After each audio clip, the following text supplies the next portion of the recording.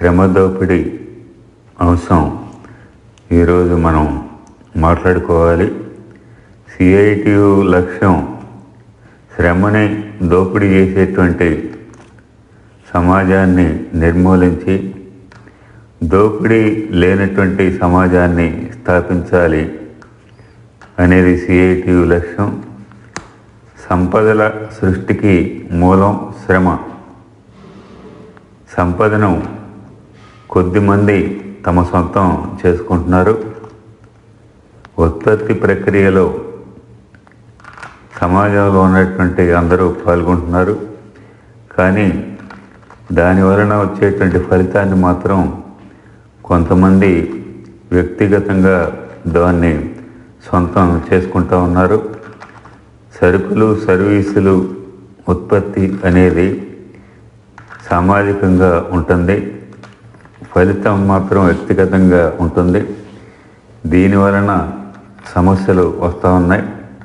190 మందిగా ఉన్నటువంటి కార్మికులు దీనివలన నష్టపోతూ ఉన్నారు. అందుకని సిఐటియు ఇటువంటి సమాజాన్ని మార్చాలి. ఫలితం కూడా సామాజికంగా అందరికీ తగ్గట్టు చూస్తే మాత్రమే కార్మికుల సమస్యలన్నిటికీ పరిష్కారం దొరుకుతుంది అని సిఐటియు చెప్తుంది.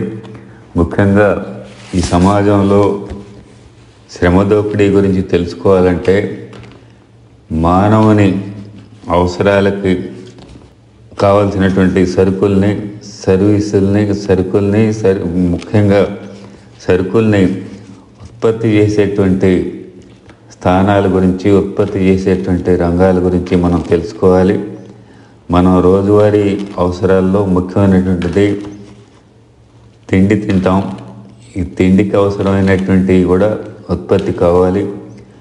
మనం వాడుకునేటువంటి బట్టలు కానీ, చెప్పులు కానీ, లేదా ఇతర ఏ అంశాలైనా సరే, ఏ సరుకులైనా సరే, మనం ఉండే ఇల్లు కానీ, నడిచేటువంటి రోడ్డు కానీ, లేదా మనం ప్రయాణించేటువంటి బస్సులు కానీ, రైళ్ళు కానీ, ఏవైనా సరే, ఈ కనపడేటువంటిది ఏదైనా సరే ఉత్పత్తి కావాల్సిందే.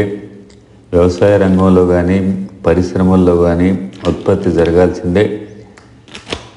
ఉత్పత్తి జరిగిన తర్వాత మిగతా ప్రక్రియ ఏదైతే ఉందో సర్వీస్ రంగం అంటాం. సర్వీస్ రంగం అది పారిశ్రామిక వ్యవసాయ రంగానికి ఉపాంగంగా ఉంటుంది తప్పితే అదేమీ ప్రత్యేకమైనటువంటి రంగం కాదు. సరుకుల ఉత్పత్తి జరగకుండా మానవుని మనుగడకి అవకాశం ఉండదు. అందుకని ఉత్పత్తి రంగాన్ని గురించి మనం తెలుసుకోవాలి. ఉత్పత్తి రంగంలో దోపిడీ ఏ విధంగా జరుగుతుందో కూడా తెలుసుకోవాల్సినటువంటి అవసరం ఉంది. అది తెలుసుకుంటేనే సర్వీస్ రంగంలో మనం ఏ విధంగా ఉన్నాము, ఏ విధంగా సర్వీస్ రంగంలో ఉన్నవాళ్ళు కూడా దోపిడీకి గురవుతారు అనేది మనం తెలుసుకునేటువంటి అవకాశం ఉంటుంది.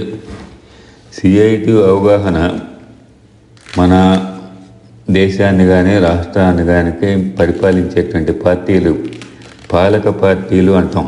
ఈ ఎవరు పాలక వర్గాలు ఎవరు, మనల్ని పరిపాలించేది ఎవరు అంటే మనల్ని పరిపాలించేది బడా పెట్టుబడిదారులు, అంటే పెద్ద పెద్ద పెట్టుబడిదారులు.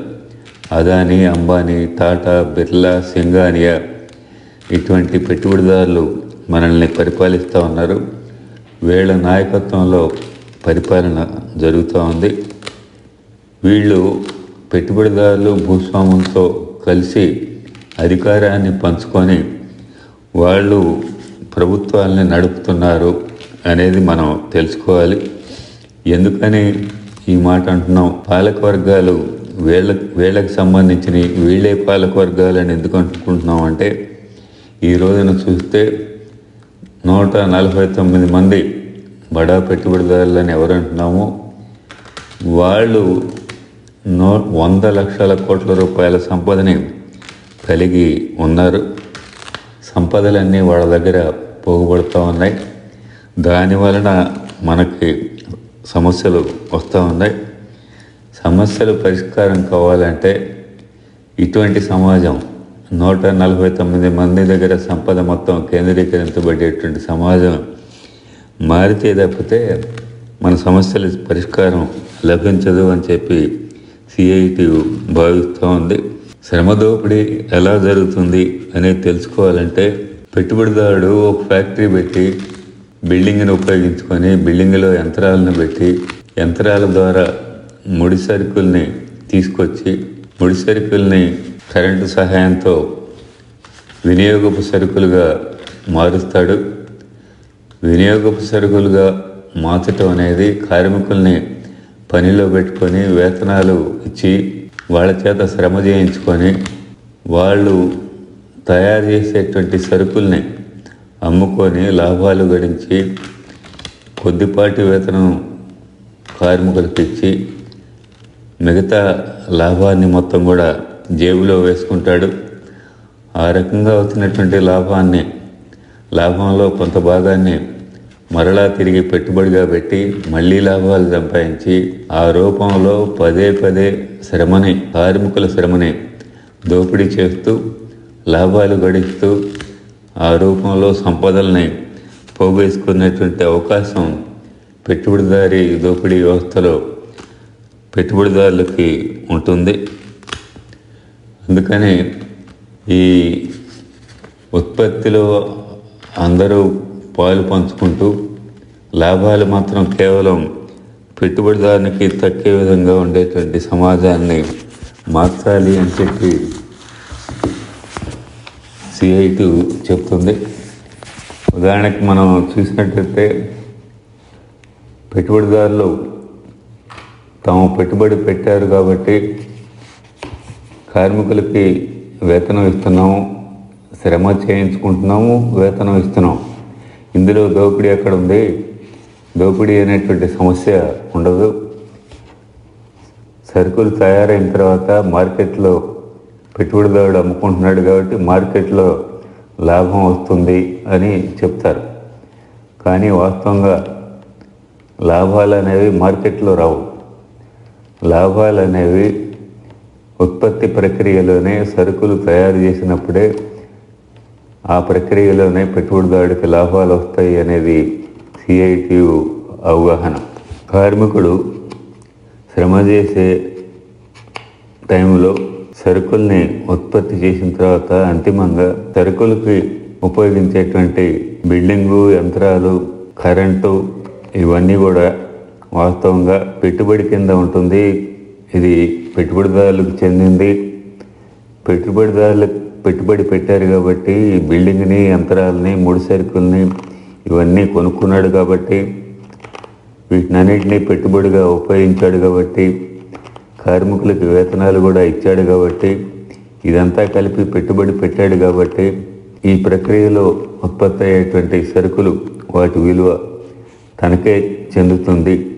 కార్మికులకు ఇవ్వాల్సింది ఇచ్చేశాడు కాబట్టి మిగతాదంతా తనకే చెందుతుంది అని చెప్పి పెట్టుబడిదారీ వ్యవస్థలో ఒక వాదనగా ఉంటుంది. వాస్తవంగా పెట్టుబడిదారుల తాలూకా పెట్టుబడి ఏదైతే చెప్తున్నామో ఆ పెట్టుబడి కూడా శ్రమ ఉత్పాదితమే. బిల్డింగ్ ఉంది, బిల్డింగు అంతకుముందు కార్మికుడు శ్రమ చేసి తయారు చేసినటువంటిదే. సరుకుల ఉత్పత్తి ప్రక్రియలో ఉపయోగించే యంత్రాలు కూడా అంతకుముందు మానవ శ్రమ వలనే తయారైన ఈ ఉత్పత్తి ప్రక్రియకి ఉపయోగపడేటువంటి విద్యుత్తు ఏదైతే వాడతారో ఆ విద్యుత్తు కూడా అంతకుముందు శ్రమ చేసినందువల్లనే ఉత్పత్తి అయింది. పెట్టుబడిదారుడు తనది ఏదైతే పెట్టుబడి అంటున్నాడో ఆ పెట్టుబడి కూడా శ్రమ ఉత్పాదితమే.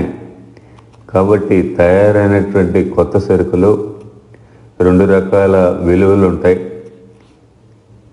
బిల్డింగు, యంత్రాలు వాటి అరుగుదల విలువ ఏదైతే ఉంటుందో, కొత్తగా సరుకులో వచ్చి కలుస్తుందో, కరెంటుని ఏదైతే ఉపయోగిస్తారో, కరెంటు ఛార్జీలు ఏవైతే సరుకు విలువల్లో కలుస్తాయో ఇవన్నీ కూడా శ్రమ ఉత్పత్తి వల్లనే వస్తాయి.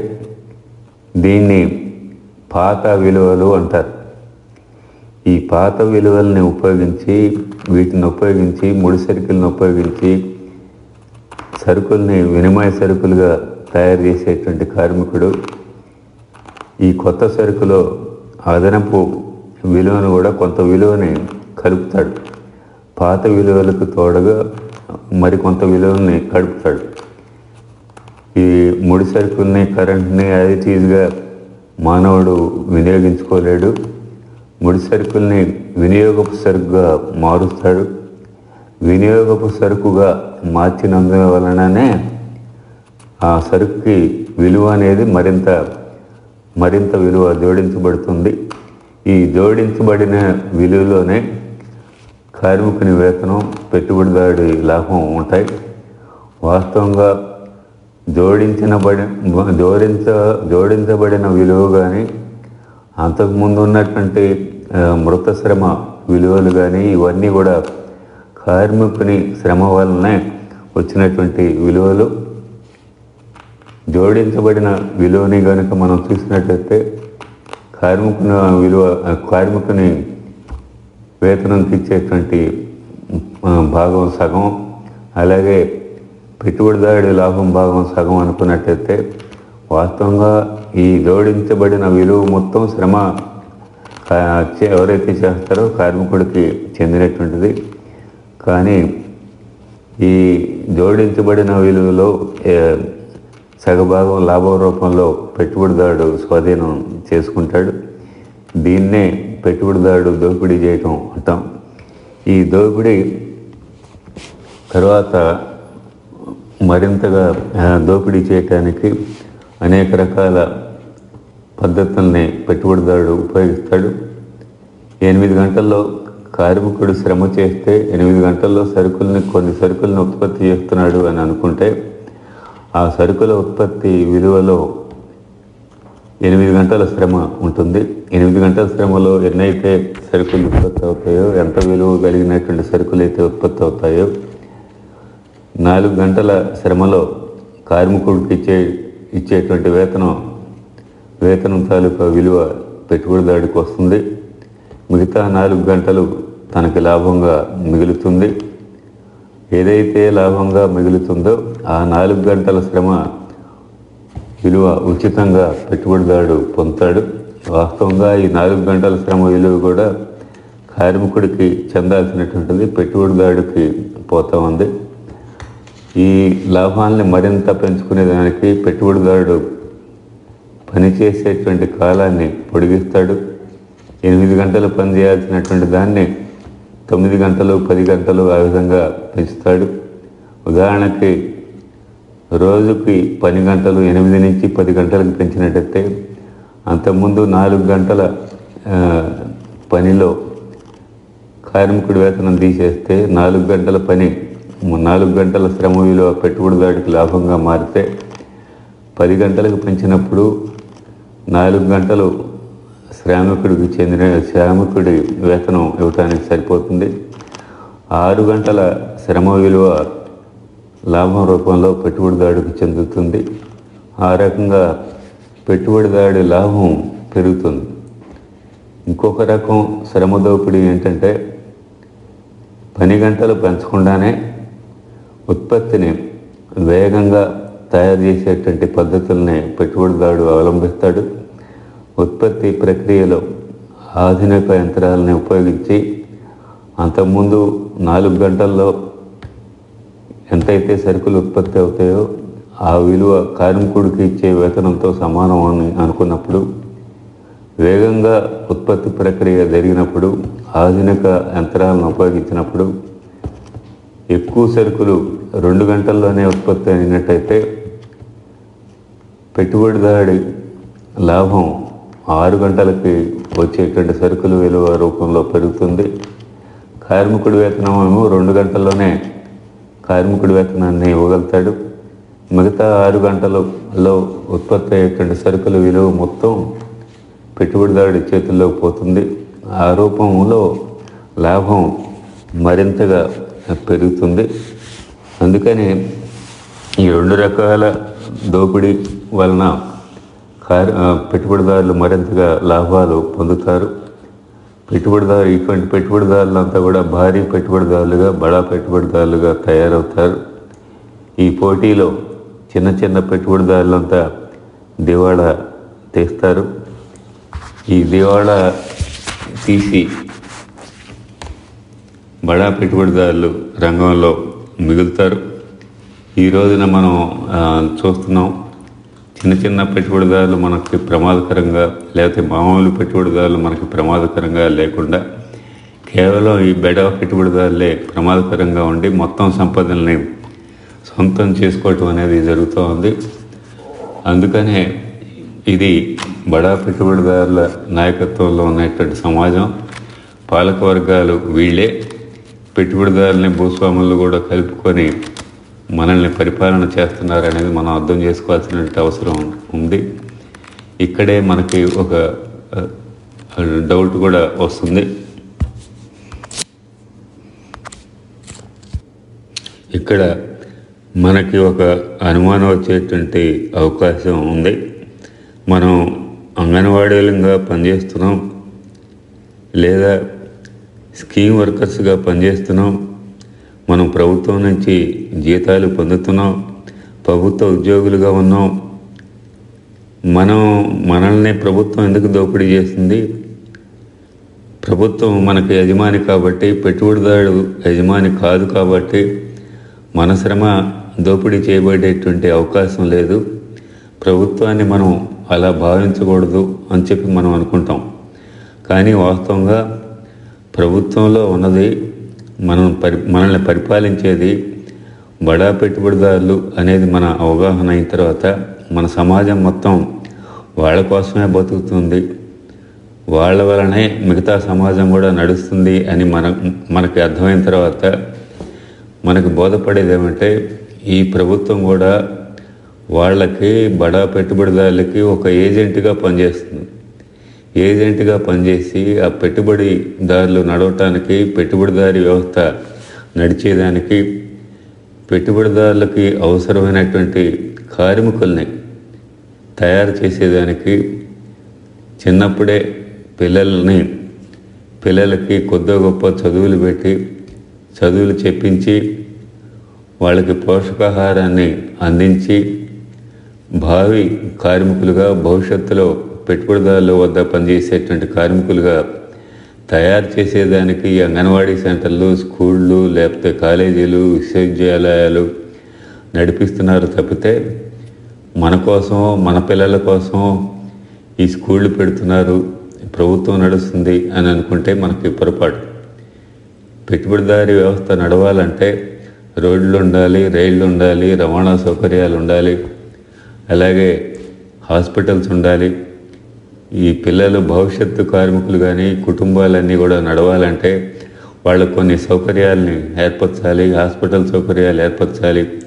సర్వీస్ రంగం ఏదైతే ఉందో సర్వీస్ రంగం మొత్తం కూడా నడిచేదానికి ప్రభుత్వం వీలు కల్పిస్తుంది. ఈ సమాజం నడిచేదానికి కూడా అవసరమైనటువంటి చర్యలు ఎవరైతే, ఏ ప్రభుత్వం అయితే బడా పెట్టుబడిదారుల ఏజెంట్గా ఉందో ఆ ప్రభుత్వం ఈ సమాజాన్ని నడిపించేటువంటి దానికి సర్వీస్ రంగాన్ని కూడా నడుపుతుంది. సర్వీస్ రంగాన్ని ఒక ఉపాంగంగా, ఉత్పత్తి రంగానికి ఉపాంగంగా నడిపిస్తుంది అనేది మనం గుర్తుంచుకోవాల్సిన అవసరం ఉంది. ఈరోజు ఉన్నటువంటి సర్వీస్ రంగంలో ముఖ్యమైనటువంటి భాగం పరిపాలనా విభాగం. మనం పనిచేస్తున్నటువంటి ప్రభుత్వం ఏదైతే ఉందో అడ్మినిస్ట్రేషన్ అంటారు, పరిపాలనా విభాగం అంటారు. సర్వీస్ రంగంలో ముఖ్యమైనటువంటిది పరిపాలనా విభాగంగా ఉంటుంది.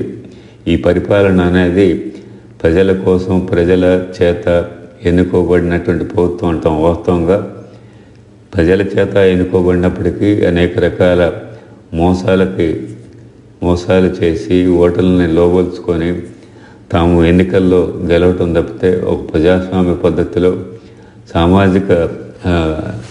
సామాజికంగా ప్రజలను ఎడ్యుకేట్ చేసి ఆ రకంగా గెలవటం కాకుండా ఎన్నికల్ని తొత్తడం చేస్తూ జరిగేటువంటి ప్రక్రియ ద్వారా మాత్రమే ఈ ప్రభుత్వాలు ఏర్పడుతున్నాయని చెప్పి మనం గుర్తుంచుకోవాల్సిన అవసరం ఉంది. దోపిడీ వ్యవస్థకు అవసరమైనటువంటి రోడ్లు, రైళ్లు, టెలికమ్యూనికేషన్లు ఇటువంటి వాటినన్నిటినీ ప్రభుత్వం ఏర్పాటు చేస్తుంది. ఈ ప్రక్రియలో కూడా కార్మికులు ఉద్యోగులు అవసరం అవుతారు. ఆ రకంగా ఉద్యోగాలు రావటం, కార్మికులకి పని దొరకటం జరుగుతుంది తప్పితే మన కోసం, మన కార్మికులు ఉద్యోగుల కోసం ఈ ప్రభుత్వం నడుస్తుంది, ఈ ప్రభుత్వం ఏర్పాట్లు చేస్తుంది అని అనుకుంటే మాత్రం మనం చాలా పొరపాటు భావంలో ఉండాల్సినటువంటి అవసరం ఉంటుంది. అందుకని మనకు వచ్చేటువంటి జీతాలు ఎక్కడి నుంచి వస్తాయంటే ప్రభుత్వం తను పనిలో పెట్టుకునేటువంటి లేదా కాంట్రాక్టుల ద్వారా పనిలో పెట్టుకునేటువంటి కార్మికులకి ఉద్యోగులకి ఇచ్చేటువంటి జీతాలు ఒక బడ్జెట్ని ఏర్పాటు చేసి ప్రతి సంవత్సరం బడ్జెట్ను తయారు చేసి ఆ బడ్జెట్లో వచ్చేటువంటి ఆదాయాలు పెట్టుబడిదారుల దగ్గర పన్నులు వసూలు చేసి ఆ పన్నుల్లో పెట్టుబడిదారులకి ఉత్పత్తి జరిగిన తర్వాత లాభాలు వస్తాయి. ఆ లాభాల్లో నుంచి కొంత పన్నుల రూపంలో చెల్లిస్తారు. ఆ పన్నులను ఉపయోగించుకొని భవిష్యత్తు కార్మికులను తయారు చేసేదానికి అవసరమైనటువంటి స్కూళ్ళను నడిపేదానికి, అంగన్వాడీ సెంటర్లు నడిపేదానికి, అలాగే స్కీమ్ వర్కర్లు చేసేటువంటి పనులకి వర్కర్లను ఉపయోగించుకునేదానికి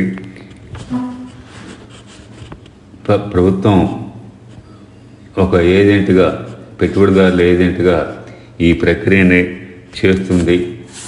ఆ రూపంలో పరోక్షంగా మనం కూడా దోపిడీకి గురవుతున్నాం అనేది తెలుసుకోవాల్సినటువంటి అవసరం ఉంది.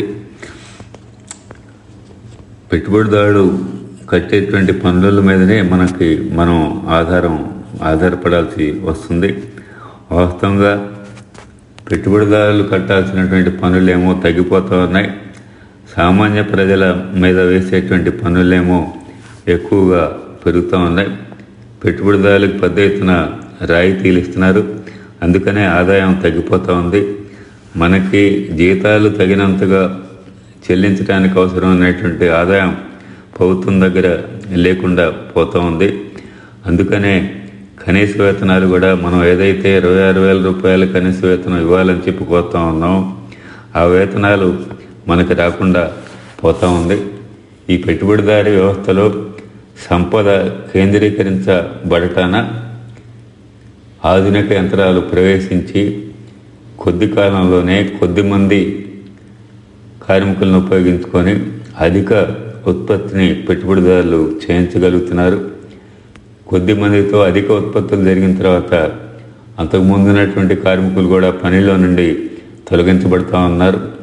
ఆ రకంగా ఆధునిక యంత్రాలు వచ్చే కొద్దీ, సమాజం ఆధునీకరించబడే కొద్దీ నిరుద్యోగం పెరిగిపోతుంది. నిరుద్యోగం పెరగటంతో పాటుగా ఉద్యోగాలు వచ్చే వాళ్ళకు కూడా నాసి రకం ఉద్యోగాలు వస్తాయి.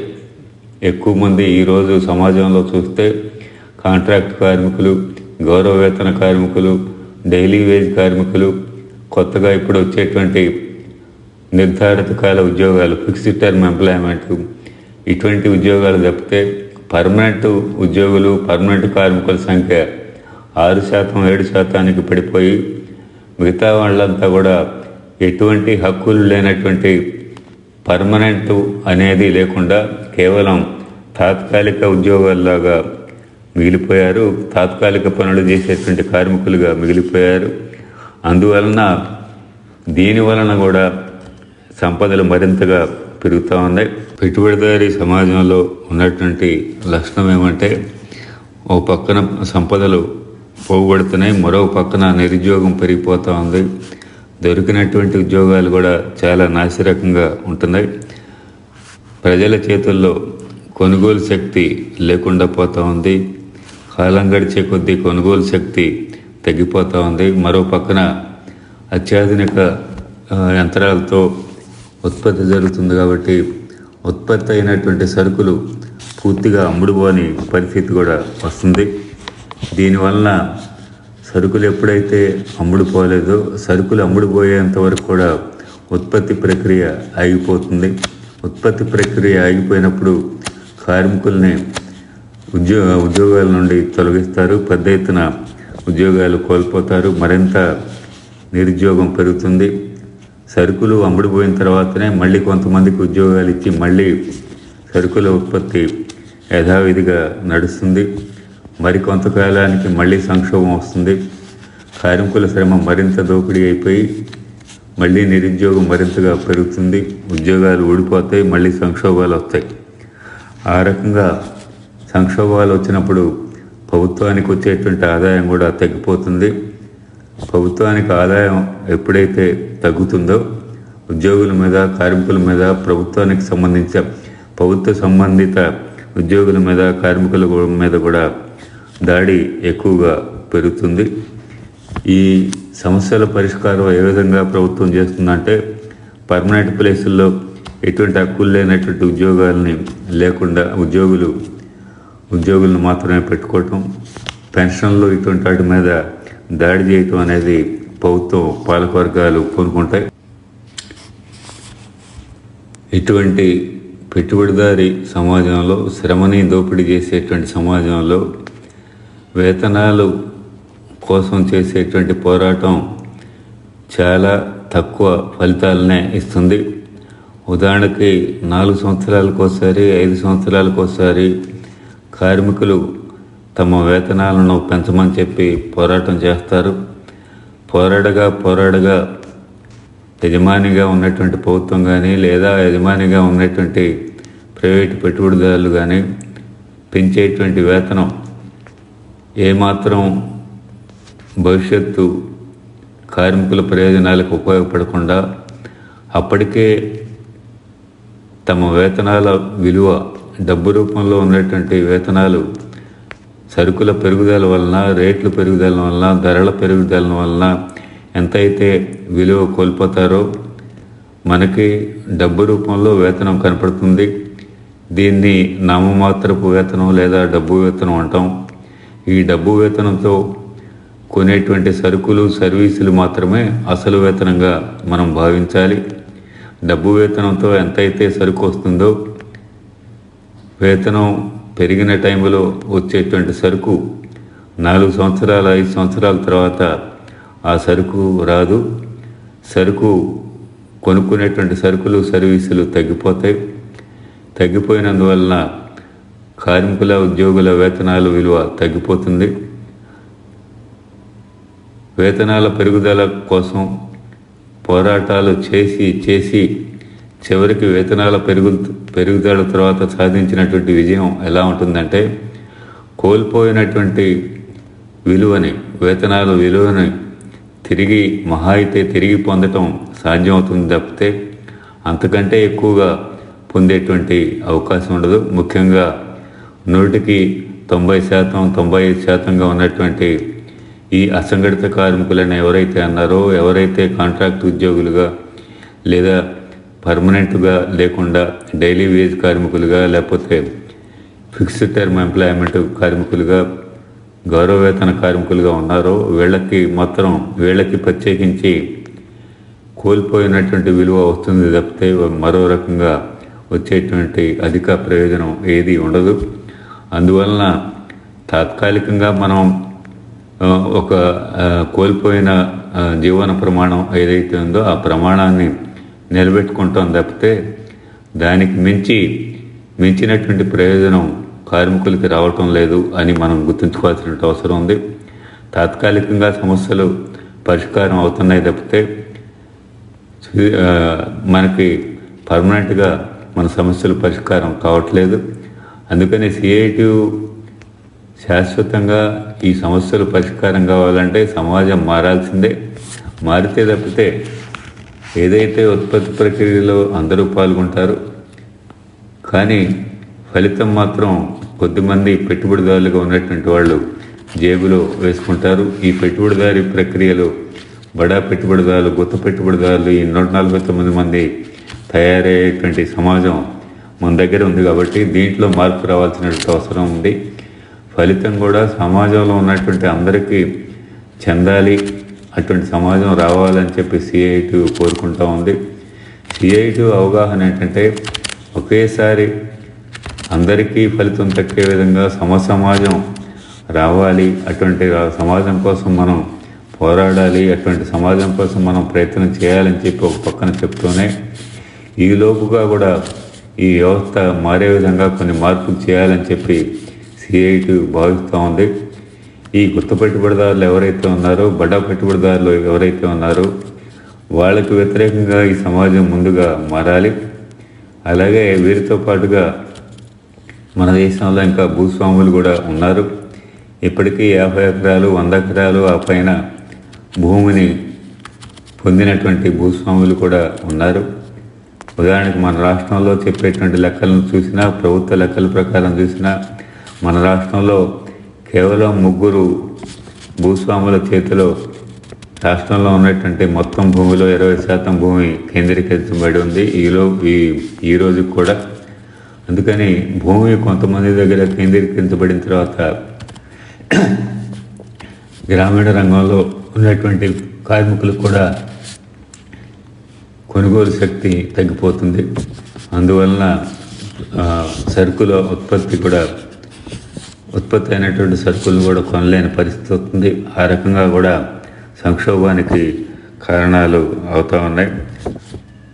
అలాగే మూడవది అమెరికన్ సామ్రాజ్యవాదం. అమెరికా చెప్పిన విధంగా మన ఆర్థిక వ్యవస్థను నడపటం, అమెరికాకి ఒక ఉపాంగంగా మనల్ని తయారు చేసేటువంటి పాలకులు ఉన్నారు.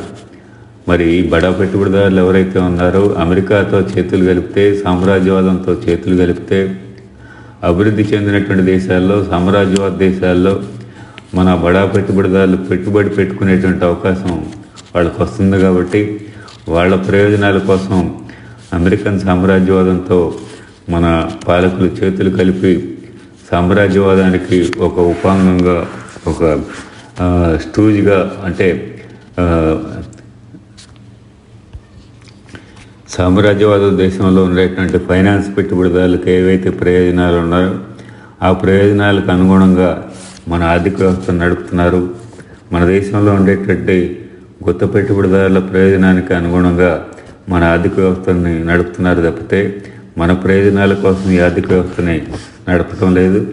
అందుకని సిఐటి కోరుకునేది ఏమంటే, ఈ కొత్త పెట్టుబడిదారులు ఎవరైతే ఉన్నారో ఈ సంపదని 149 మంది దగ్గర ఉన్నటువంటి సంపదని ముందుగా జాతీయం చేయాల్సి వస్తుంది. అలాగే భూస్వాముల దగ్గర ఉన్నటువంటి భూమిని స్వాధీనం చేసుకొని కార్మికులకి, వ్యవసాయ కార్మికులకి పంచాలి. ఆ విధంగా వారి కొనుగోలు శక్తిని కూడా పెంచాల్సినటువంటి అవసరం ఉంటుంది. అలాగే అమెరికన్ పెట్టుబడిదారి వ్యవస్థ, అమెరికన్ పెట్టుబడిదారులు, అమెరికన్ సామ్రాజ్యవాదులు సూచించేటువంటి విధంగా ఆర్థిక వ్యవస్థని నడపటం మానేయాలి. సామ్రాజ్యవాద పతనాన్ని మన దేశంలో లేకుండా చేయాలి. ఎవరికైనా సరే ఇతర దేశాలతో సంబంధం పెట్టుకోవటం, అమెరికాతో సంబంధం పెట్టుకోవటం అనేది కూడా ఒకే రకమైనటువంటి ప్రయోజనం. అమెరికాకి మనం అంతా ఉపయోగపడుతున్నాం, మనకు కూడా అమెరికా అంతగా ఉపయోగపడితేనే మన మొత్తం ఆర్థిక వ్యవస్థకి అమెరికాతో సంబంధాలు ఉపయోగపడేటైతేనే మనం అటువంటి సంబంధాలను కోరుకోవాలి. లేకపోతే కేవలం కొద్దిమంది పెట్టుబడిదారుల ప్రయోజనం కోసం మొత్తం సమాజ ప్రయోజనాలని తాకట్టు పెట్టడాన్ని మనం ఎటువంటి పరిస్థితుల్లోనూ ఒప్పుకోకూడదు. అందుకని సిఐటి కోరే దాంట్లో ఈ గుత్త పెట్టుబడుల వ్యతిరేక, భూస్వామ్య వ్యతిరేక, అలాగే అమెరికన్ సామ్రాజ్యవాద వ్యతిరేకంగా ఉండేటువంటి సమాజాన్ని మనం సాధించాలి. అప్పుడు మాత్రమే కార్మికులు కోరుకునేటువంటి అందరి కార్మికులకి, పనిచేసే వాళ్ళకి ఎవరికైనా సరే, శ్రమ చేసే వాళ్ళకి ఎవరికైనా సరే కనీస వేతనంగా 26,000 రూపాయలు సాధించడం అనేది వస్తుంది. అందరు కార్మికులు పర్మనెంట్ కావటం అనేది సాధ్యమవుతుంది. గౌరవ వేతన కార్మికుల వ్యవస్థ, కాంట్రాక్ట్ వ్యవస్థలు ఇటువంటినన్నింటిని కూడా రద్దు చేసేటువంటి అవకాశం ఉంటుంది. అటువంటి సమాజం కోసం దీర్ఘకాలిక లక్ష్యంగా ఉన్నప్పటికీ దీర్ఘకాలికంలో మనం గుర్తుంచుకోవాల్సింది, అటువంటి సమాజాన్ని మనం స్థాపిస్తేనే, అటువంటి సమాజం కోసం మనం పోరాడితేనే అప్పుడు మన సమస్యలు శాశ్వతంగా పరిష్కారం అయ్యేదానికి అవకాశం ఉంటుంది. అయితే దీర్ఘకాలికంగా ఎప్పుడో వచ్చేటువంటి సమాజం కోసం మనం ఈ వేతనాల పోరాటం ఆపుతామంటే ఆపం. 4 ఏళ్ళకి ఒకసారి, 5 ఏళ్ళకి ఒకసారి ఈ పోరాటాలు చేయాల్సిందే. మన జీవన ప్రమాణాలను నిలబెట్టుకునేటువంటి ప్రయత్నం చేయాల్సిందే. అటువంటి టైంలోనే మనం ఇటువంటివన్నీ, ఈ సమాజం ఏంటి, ఎవరి కోసం నడుస్తుంది, ఎవరి ప్రయోజనాల కోసం నడుస్తుంది, ఈ వ్యవస్థ అంతా మన ప్రయోజనాల కోసం కాకుండా ఎవరి ప్రయోజనాల కోసం వ్యవస్థ నడుస్తుంది అనేది కూడా మనం తెలుసుకుంటే, మన శ్రమ ఏ విధంగా దోపిడీ కాబడుతుందో అనేది తెలుసుకుంటే, మనం 199 మందిగా మనం ఉన్నాం, వీఆర్ 99 అని చెప్పి అమెరికాలో ఒక పెద్ద పోరాటం నడిచింది ఒకప్పుడు. అంటే 99 మంది, మనం 99 మంది ఉన్నప్పుడు మనం 99 మంది కనుక ఒకటిగా అవ్వగలిగితే అప్పుడు 100కి ఉన్నటువంటి వాళ్ళ పెత్తనం అంతం అయ్యేటువంటి అవకాశం ఉంటుంది. అయితే 199 మందిగా ఉన్నటువంటి మనం ఐక్యం కాకుండా ఈ పాలకవర్గాలు చూస్తే మతాల వారీగా, కులాల వారీగా, ప్రాంతాల వారీగా విభజించి పాలించేటువంటి పని ప్రభుత్వాలు పనిచేస్తున్నాయి.